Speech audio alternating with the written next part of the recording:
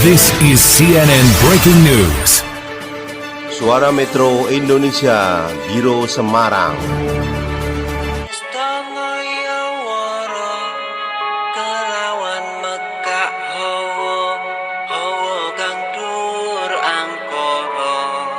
Senajan setan gentayangan tansah gawe rupedo hingga pupu sing jaman Bapak Ibu sekalian, teman-teman pers yang kami hormati, yang kami banggakan, yang kami muliakan, dan PH kami Pak Iqbal dari Yogyakarta yang kami hormati. Pertama-tama puji syukur, alhamdulillah sore hari ini kita bisa berkumpul memenuhi undangan yang sifatnya cukup mendadak, tetapi juga sudah lama. Minggu kemarin sedianya kami akan mengundang Bapak Ibu sekalian, namun karena ada perubahan jadwal, maka baru hari ini kita mengundang Bapak Ibu terkait dengan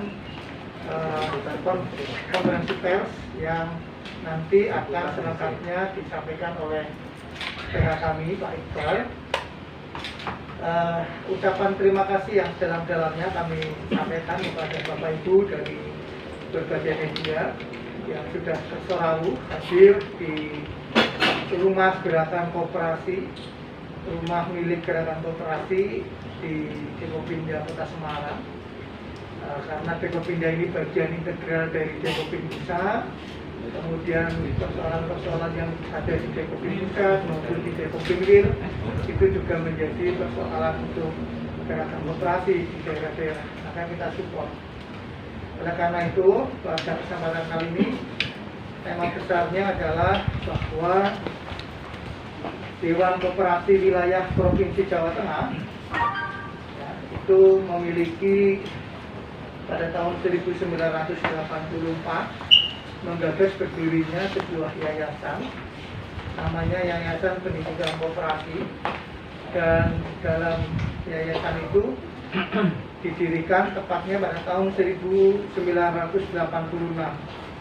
dan yayasan ini didirikan oleh pendirinya adalah dari para pimpinan Dewan Koperasi Wilayah Provinsi Jawa Tengah.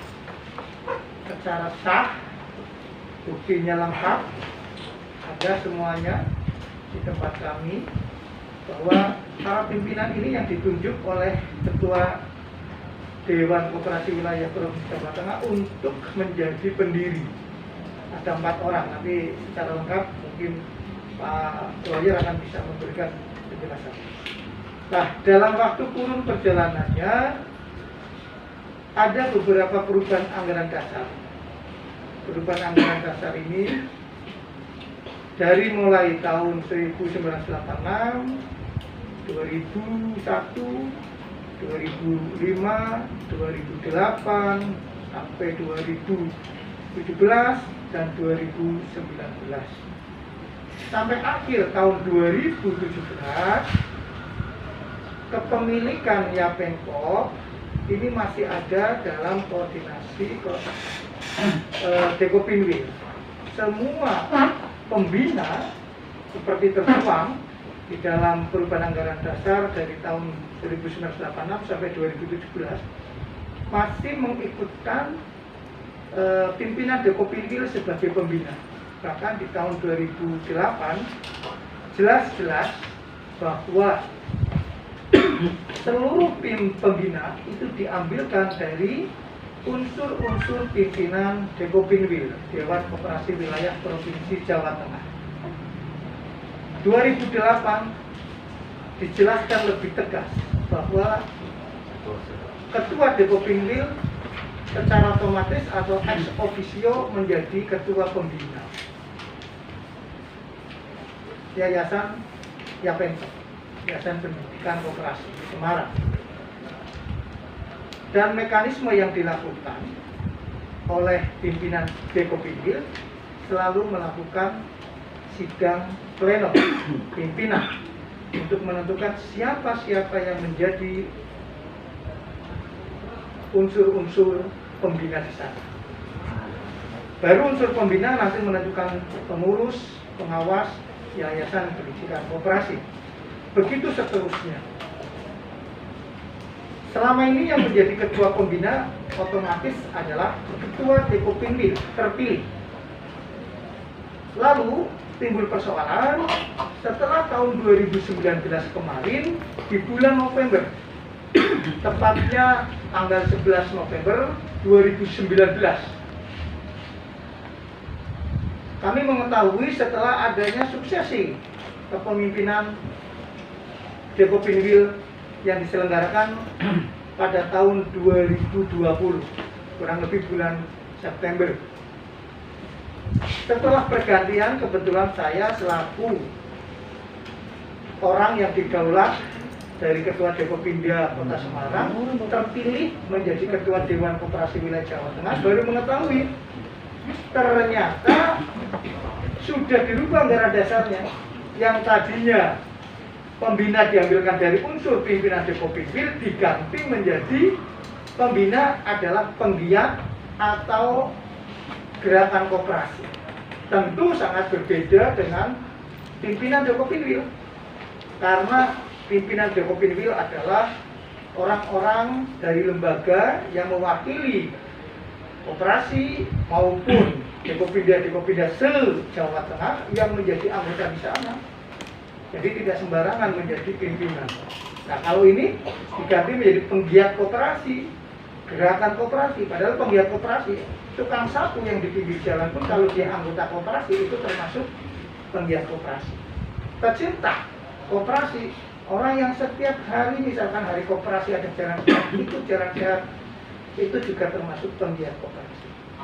Nah, dari sana ternyata kami telusuri ada perubahan anggaran dasar yang merugikan Dewan Koperasi Wilayah Jawa Tengah.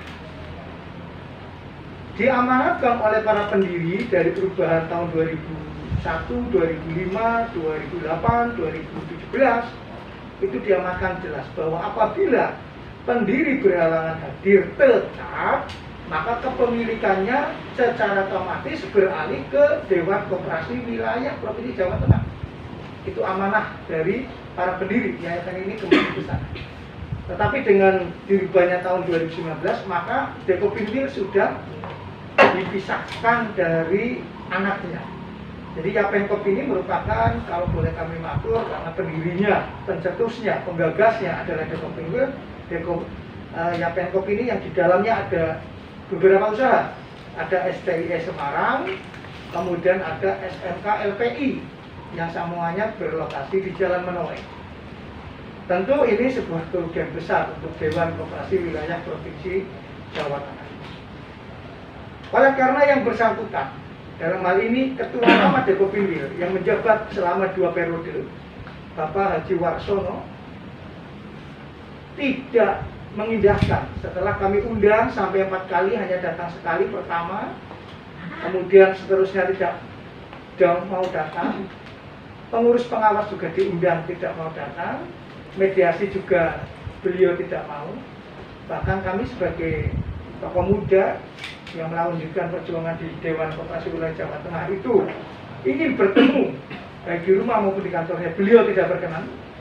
Bahkan seakan-akan di WA-nya menantang, silakan kalau mau menempuh jalur hukum maka dengan sangat terpaksa. Semenjak bulan Oktober ya, kami mengajukan perlindungan hukum ke Polda. Dengan deliknya nanti secara lengkap akan disampaikan oleh PH kami, Pak Iqbal. Sebagai pengantar, Bapak Ibu mungkin itu secara lengkap prosesnya bagaimana dan lain sebagainya, aturan main hukum sepenuhnya saya serahkan kepada Pak Iqbal. Sebelum Bapak Ibu mungkin bertanya, kami persilakan Pak PH kita. Monggo Pak Iqbal. Baik, terima kasih oleh Pak Warid yang selaku Ketua Dekopinda dan juga sekaligus Ketua Dekopinwil Dewan Koperasi Wilayah Dewan Koperasi Indonesia Wilayah Jawa Tengah. Nah, apa yang telah disampaikan oleh Pak Warid tadi ya sedikit tentang histori terhadap berdirinya suatu yayasan yang bernama Yayasan Pendidikan Akademik Koperasi. Yang saat ini yayasan tersebut mengelola sekolah tinggi ilmu ekonomi yang dikenal STIE Semarang di Jalan Monorer. Kaitan dengan apa yang disampaikan Pak Wali tadi adalah histori ya, sejarah berdirinya. Ini saya akan menyampaikan beberapa hal ya tentang apa yang telah dilakukan atau upaya yang telah dilakukan oleh Dekopinwil ya, untuk mengembalikan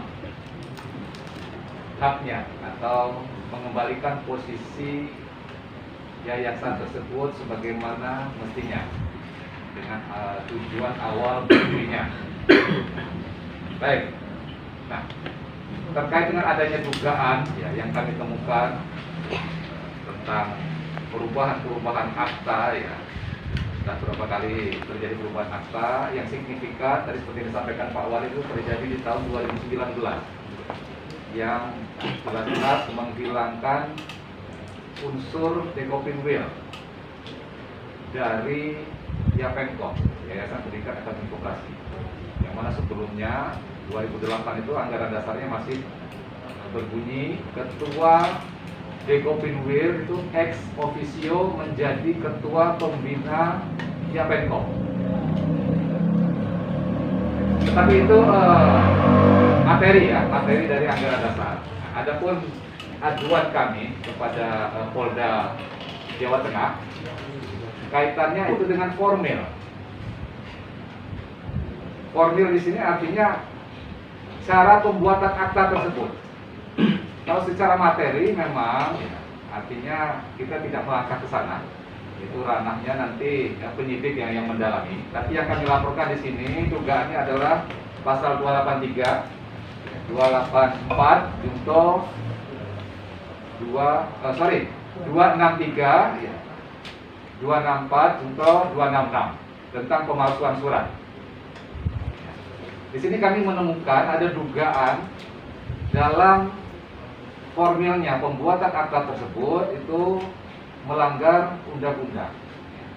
Nah, tentunya di sini ya sesuai dengan pasal 1 angka 24 ya Undang-Undang Nomor 81 tentang undang-undang pidana itu Pak Walid berhak untuk membuat laporan. Artinya laporan itu atau pemberitahuan itu disampaikan oleh seseorang karena hak dan atau kewajibannya berdasarkan undang-undang. Kalau kita tarik ke belakang tadi secara histori, jelas Pak Walid memiliki hak terhadap laporan yang diajukan karena beliau adalah pihak yang merasa dirugikan. Dalam hal ini Pak Walid mewakili Dekopinwil. Beliau selaku ketua Dekopinwil yang juga merupakan pimpinan paripurna Dekopin Pusat ya, Dewan Koperasi Indonesia Pusat. Pak Walid ini merupakan pimpinan paripurna, salah satu pimpinan paripurnanya. Baik, mungkin itu pengantar dari saya terhadap delik aduan yang kami sampaikan ke Polda Jawa Tengah yang saat ini prosesnya saya sampaikan kepada teman-teman media ini masih dalam proses penyelidikan, sudah tahap akhir. Pak Walid sudah beberapa kali dimintai keterangan, kami dampingi untuk dimintai keterangan di Polda, juga terlapor. Terlapor ini ada dua yang kami laporkan. Yang pertama Ketua Pembina Yapenkom yaitu Pak Haji Warsono. Yang kedua yang kami laporkan itu adalah notaris yang membuat akta tersebut yaitu Pak Muhammad Turman SH selaku notaris membuat akta tanggal 11 November 2019. Mungkin itu teman-teman. Mungkin kalau ada yang ingin bertanya, Pak notarisnya siapa Pak? Muhammad Turman SH. Turman. Ke sana, ternyata dihilangkan, diganti menjadi penggiat koperasi atau gerakan koperasi, sehingga kami merasa berkewajiban sebagai pimpinan Dewan Koperasi Wilayah Provinsi Jawa Tengah untuk mengembalikan yayasan yang sudah dirintis, digagas, diinisiasi serta didirikan oleh pimpinan-pimpinan kami, para pendiri Dekopinwil, para pendiri yayasan yang notabene mereka adalah ketua-ketua Dekopinwil yang dulu, untuk bisa kita kembalikan lagi ke pangkuan ibunda, yaitu Dekopinwil. Yayasan ini bisa kembali, bukan dimiliki oleh perorangan atau gerakan koperasi, karena beda sekali antara pimpinan Dekopinwil dan gerakan atau penggiat koperasi. Oleh karena itu, mudah-mudahan langkah yang kami ambil, pertama sebenarnya kami sudah mengundang Pak Warsono, pengurus dan pengawas, serta ketua SDY untuk hadir duduk bersama di Dekopinwil untuk kita bicarakan langkah-langkah apa yang kita ambil, karena berdasarkan biasanya bahwa pimpinan pembina ini dirapatkan di rapat pleno pimpinan Dekopinwil, lalu dirumuskan siapa yang menjadi ketua pembina, lalu siapa yang menjadi anggota, lalu siapa yang menjadi pengurus dan pengawas. Itu dinamika biasa 5 tahunan. Nah, tetapi kemarin tidak terjadi seperti itu, karena beliau diundang 4 kali, hanya datang sekali, dan datang sekali pun hanya ngobrol biasa normatif yang dia pesan ya sudah kita ikuti aturan permainan hukum. Ternyata beliau sudah menyiapkan jebakan-jebakan hukum, karena beliau orang hukum. Nah, dia sudah menyiapkan jebakan-jebakan hukum. Akhirnya kami melakukan mediasi, mengutus sekretaris kami yang senior Pak Narno untuk melakukan mediasi dengan Pak Warsono. Beliau juga menolak. Lalu sebagai orang muda, kami ingin silaturahim untuk membahas ini secara person maupun lembaga. Kami siap datang ke rumahnya atau ke kantornya, dia di Puskopka waktu itu.